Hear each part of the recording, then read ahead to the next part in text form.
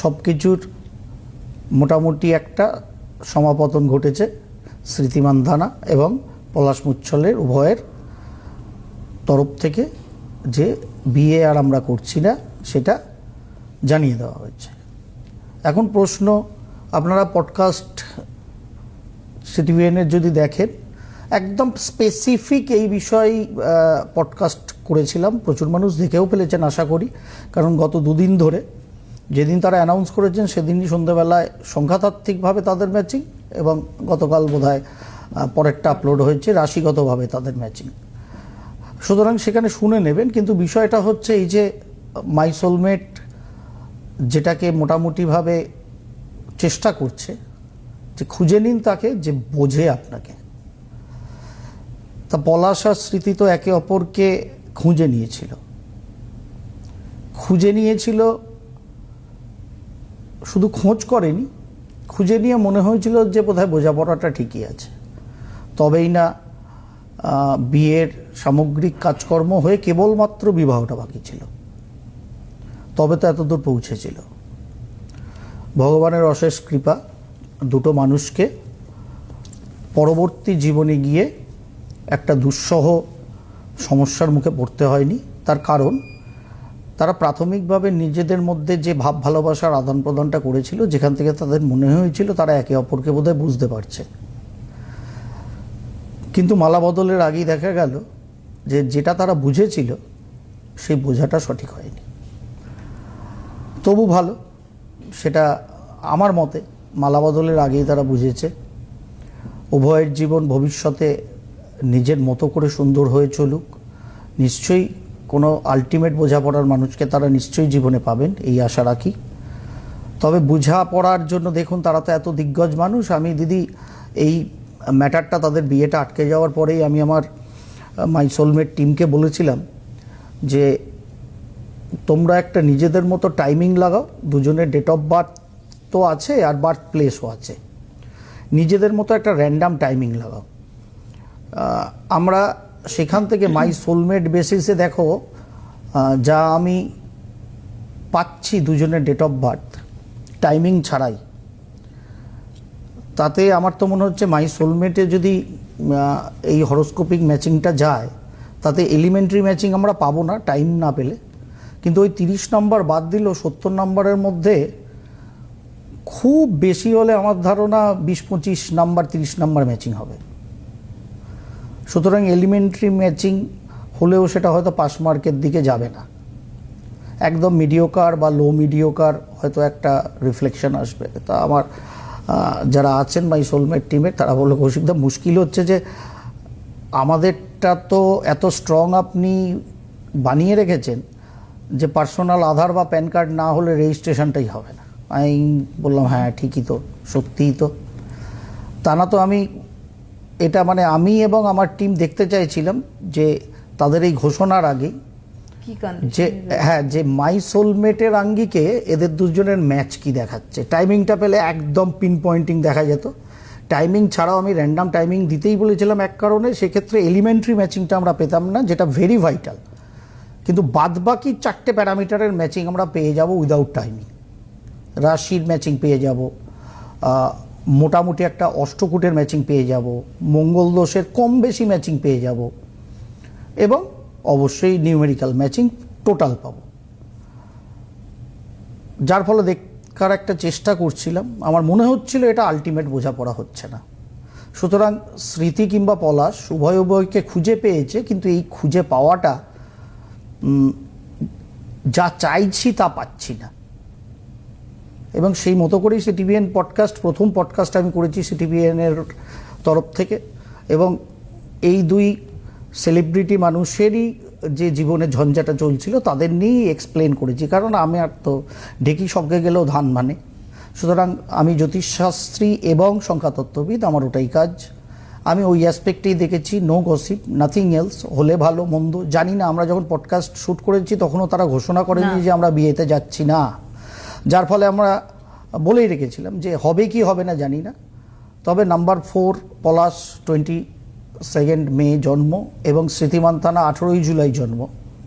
18 জুলাই আর একজন ভারতবর্ষের আরেকজন বিখ্যাত সেলিব্রিটিরও জন্ম, মনে পড়ছে কি আপনার? আপনার ছেলেদের জন্ম ছাড়াও, সেটা হচ্ছে প্রিয়াঙ্কা চোপড়ারও জন্ম। হ্যাঁ, আপনি বলেছিলেন 18 জুলাই। যার ফলে 18 জুলাই, তা এমনিতেই 4 সংখ্যার সাথে 9 সংখ্যা সাধারণভাবে, কেন অসাধারণভাবেও যায় না, ইন জেনারেল যায় না। অনেক কিছু পারমিউটেশন কম্বিনেশন ম্যাচ করলে তবে যাওয়া যেতে পারে, না তো যাই না, জাস্ট যায় না। তার মধ্যে পলাশ মুচ্ছল জেমিনাইন পার্সন, যার সাথে 9 সংখ্যা একদম যায় না। সুতরাং ফাউন্ডেশন নাম্বার, যেটা আপনার আমার বার্থ ডেট, টোটালটাকে না, বার্থ ডেট এবং সানসাইন ভেরি মাচ ভাইটাল। সেখানে বন্ডিংটা কীরকম হবে, যে কাউকে আপনি আমি প্রেম প্রীতি ভালোবাসায়ও খুঁজে নিতেই পারি, কিংবা সম্বন্ধ দেখতে গেলেও তো আলটিমেট পছন্দের ব্যাপার। পছন্দ হলো, কিন্তু পছন্দ আর ভালোবাসার ফারাক আছে। দুজনে পছন্দ একে অপরকে করলে আমরা অনেক দূর বন্ধুত্ব রেখে অনেক কিছু করতে পারি, কিন্তু যখনই আমরা লাইফ পার্টনারশিপে যাই কিংবা ইভেন বিজনেস পার্টনারশিপেও, সেখানে কিন্তু দুজনের ভাইব্রেশন ম্যাচ করতে হয়। সেই জায়গায় দাঁড়িয়ে রাশির ম্যাচিং, সংখ্যাতাত্ত্বিকভাবে রাশির ম্যাচিং, সংখ্যাতাত্ত্বিকভাবে রবি রাশির এবং নাম্বারের ম্যাচিং অবধারিত দরকার। এবং পলাশ মুচ্ছল এবং স্মৃতি মান্ধানার অনেকের কাছে অনেক মিসকনসেপ্ট আছে, কারণ এখন জালের বাজার তো, মানে নেটের বাজার। আমি বলি না, আমরা কেউ স্পাইডারম্যান নই, কিন্তু আমরা নেটে ঝাঁপ দিয়ে দিই, যার ফলে গিয়ে গুগল বাবার কাছে হারিয়ে যাই আমরা। এটাই হওয়ার কথা। আমরা সবাই ভাবি আমরা স্পাইডারম্যান, যে নেটে যাব, ইচ্ছাকৃত আবার নিজের মতো করে চলে আসব, কিন্তু পারি না। আলটিমেট নেটের মধ্যেই আমরা ঘুরতে থাকি, সারা জীবন ওখানেই বরবাদ হয়ে যায়। এবং যেটা জানতাম ঠিক, সেটাও আলটিমেট ওই জালের মধ্যে ঢুকে ভুল হয়ে গেল। যার ফলে অনেকেরই নর্মাল কনসেপ্ট ছিল যে নিউমেরিক্যাল অ্যাঙ্গেলে হোলসাম ডেট, মান্থ এবং টোটাল ইয়ার, এই তিনটেকে অ্যাড করে যে নাম্বারটা হয়, যেটাকে বলা হয় কম্পাউন্ড নাম্বার, সেই কম্পাউন্ড নাম্বারের যথার্থতা হয়তো বেশি। কিন্তু অদ্ভুত ব্যাপার যদি দেখেন, অ্যাকচুয়ালি সর্বদা আমার কাছে কম্পাউন্ড নাম্বারের ভ্যালু আছে, কিন্তু তার ম্যাক্সিমাম যথার্থতা নেই, তার পজিটিভিটিটা কম আপনার আমার জীবনের ক্ষেত্রে। অ্যাকচুয়ালি এই কম্পাউন্ড নাম্বার পলাশ এবং স্মৃতির 5 এবং 6, এইখানেই একটা বন্ডিং তাদের তৈরি হয়েছিল। কিন্তু যেটা খুব কম শক্তিশালী, সেটা আলটিমেট তাদের জীবনটাকে 2 থেকে 1 করতে পারল না। কারণ বিবাহ বন্ধন যখন হয়ে যায়, তখন হাজব্যান্ড ওয়াইফ একাত্মা, তবেই সেটা সঠিক বিবাহ এবং বিবাহিত জীবন চলবে। যদি হাজব্যান্ড ওয়াইফ 2 আত্মা হয়েই সারা জীবন থাকে, তাহলে সেই ম্যারিড লাইফ কখনো হ্যাপি ম্যারিড লাইফ হতে পারে না, ইম্পসিবল। সেটা আমরা বন্ধু বান্ধব পরিচিত মানুষ যেরকম থাকি, হরিহর আত্মা বলি, কারণ হরি আর হর এই কথাটা খুব ক্যাজুয়াল আমরা ব্যবহার করি, কিন্তু আত্মার ভাইব্রেশনটা আলটিমেট হরিহরের মতোই হতে হয়। সেখানে আপনি যা খুশি দিয়ে যে কোনো ধর্মেই ব্যাপারটাকে ব্যাখ্যা করুন, ব্যাপারটা সেম। সুতরাং সেই আত্মা আলটিমেট 2 আত্মা 1 হতে হয়। সেই জন্যে মাই সোলমেটের এটাই ব্রত, যে কাউকে তো খুঁজে যে কোনো অ্যাঙ্গেলেই নিতে পারি আমরা, নিজেরা পছন্দ করে প্রেম প্রীতি ভালোবাসার মাধ্যমেও নিতে পারি, পেপার অ্যাডসেও নিতে পারি, মাসি পিসি পাশের বাড়ির বৌদি কাকিমাও কোনো সম্বন্ধ আনতে পারেন, সবাই আনতে পারেন, কোনো সমস্যা নেই তাতে। আর সঙ্গে তো ম্যাট্রিমোনিয়াল সাইট এখন আছে, সব করে দিচ্ছে আপনাদের। কিন্তু মাই সোলমেট সাধারণভাবে সেই মানুষদেরই রেজিস্ট্রেশন হয় যাদের নিজেদের অথেন্টিক আধার বা প্যান আছে। সুতরাং এখানে সাধারণভাবে কোনো নেগেটিভ লোকের ঢোকার চান্স খুব কম। এবং হোল দেশে এটা আমার একটা মাথায় আছে, আমি এখনও আমার টিমকে বলিনি, তার আগেই আমার জনগণের টিমকে বলে দিচ্ছি, এটা আমার ইচ্ছা আছে। সরকারি ব্যবস্থায় এসআইআর সারা ভারতে কমপ্লিট হয়ে গেলে আমি আমার টিমকে বলবো আধার প্যানটাকে অফ করে দিয়ে, কারণ 18 বছরের আগে কেউ ভোটাধিকার পায় না, আর 18-21 বছরের আগে কারোর বিয়ের অধিকারও আসে না ভারতবর্ষে। আমরা পরে আধার প্যানটাকে অফ করে দিই, সকলকে ভোটার কার্ড আপলোড করতে বলবো, কারণ মোস্ট অথেন্টিক হবে। আধার কার্ড জাল হতে পারে, আধার কার্ড জাল করে দিতে পারে, যা দেখতে পাচ্ছি আমরা এসআইআরে, এবার আশা করি নির্বাচন কমিশন অন্তত যা ছাঁকছেন সারা দেশে, সেখানে ভোটার কার্ডটা অথেন্টিক হবে। সুতরাং এরপরে আমরা ভোটার কার্ড দিয়ে রেজিস্ট্রেশন নেব। টোটাল দেশে এসআইআর কমপ্লিট হয়ে গেলে আপাতত আধার প্যান ছাড়া কেউ রেজিস্ট্রেশন করতে পারে না। সুতরাং সেখানে একদম কাঁচি লাগানো আছে, সে ছাড়া রেজিস্ট্রেশনই হবে না আপনার। সে আপনি যত দিগ্গজ মানুষই হন আর যত আপনার আমার মতো নিম্নচুম্র সাধারণ মানুষই হন। সুতরাং সেখানে ভয় পাওয়ার আপনাদের কিছু নেই। আর নেক্সট যখন পছন্দ করবেন, তখন আপনার মেয়েটার বা ছেলেটার জীবন যেন স্মৃতি মান্দানা কিংবা পলাশমুচ্ছলের পরিণতির মতো না হয়। বিয়ের আগে হলে তবু ভালো, বারবার আমি বলি কথাটা। এখানেও আমার ওই রাই রইল। বিয়ের আগে হয়েছে, দুজনকে ওপরওয়ালার গড গ্রেস দুজনকেই সেভ করেছেন, এটা আমার মত জ্যোতিষশাস্ত্রী এবং সংখ্যাতত্ত্ববিদ হিসেবে। আপনার আমার খুব ক্ষুদ্র জীবন, সামান্য মানুষ আমরা।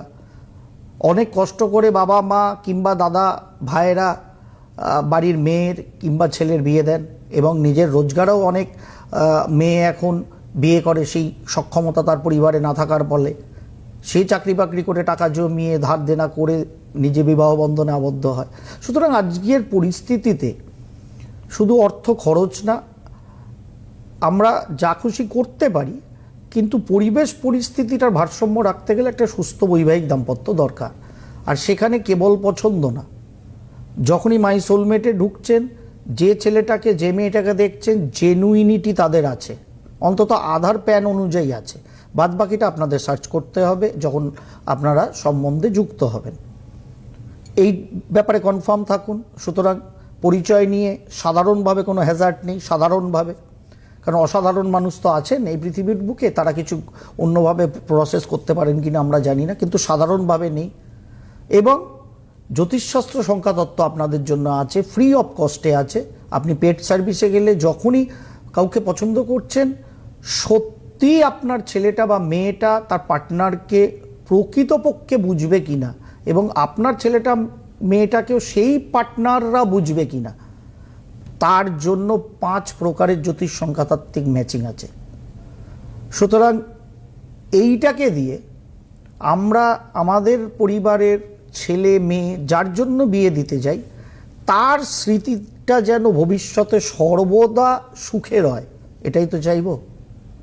যেন স্মৃতি মান্ধানার মতো বিস্মৃতির একটা স্মৃতি যেন আপনার আমার জীবনে না থাকে, তার জীবনেও না থাক। ঈশ্বরের কাছে আমি এবং দিদি এই মঞ্চ থেকে সেই কামনাই রাখছি, নিশ্চয়ই সেটা হবে। সবুরে মেয়া ফলে, অপেক্ষা করলে নিশ্চয়ই ভালো হবে ভবিষ্যতে। তবে সেই টাইমটা হয়তো 2027 সালে হবে, স্মৃতি মান্ধানার জন্য। ঠিক আছে? আর আপনাদের জন্য সময় তো চলছে অগ্রহায়ণ, এরপরে পৌষ মাস আসবে। পৌষ মাসে ছেলে দেখবো না মেয়ে দেখবো না এসব ভেগ ধারণা বন্ধ করুন। সিটিভিএন পডকাস্ট শুনবেন, কারণ স্মৃতি মান্দানা এবং পলাশ মুচ্ছল দুজনেরই গণ কিন্তু রাক্ষসগণ ছিল। তাহলে গনে গনে দারুণ ম্যাচিং, তাহলে গনে গনে দারুণ ম্যাচিং ছিল, দুজনেরই রাক্ষসগণ, ফ্যাবিউলাস ম্যাচিং। তাহলে বিয়েটা হলো না কেন? ভাগ্যিস হয়নি, হলে তারপরে রাক্ষসদের দাপাদাপি আরো হয়তো প্রকট হতো, তাদের জীবনটা, তারা কৃতি মানুষ, ক্রিয়েটিভ মানুষ, সেখানে এফেক্ট পড়তো। আপনার আমার জীবনে এত এফেক্ট পড়তো কিনা জানি না, হয়তো আরো বেশি পড়তো, কারণ সেইটাকে ওভারকাম করার মতো আপনার আমার ব্যক্তিগত বা সামাজিক জীবনে সেই অবস্থা থাকে না, তাদের সেটা আছে। যার ফলে অলরেডি স্মৃতি মান্দানা কিন্তু ব্যাট হাতে নেটে নেমে পড়েছে, ঠিক করেছে। জীবনচর্চায় আসতে গেলে তার হাতে একটা অস্ত্র আছে, সেটাই সে তুলে নিয়েছে, সঠিক কাজ করেছে সে। নিশ্চয়ই পলাশও তার কর্মজীবনে ফিরবে এবং নিজের মতো আবার ক্রিয়েটিভ কাজ করবে, এটাই আশা রাখি। অনেকক্ষণ কেউ ফোনে দাঁড়িয়ে আছেন, এবার আমাকে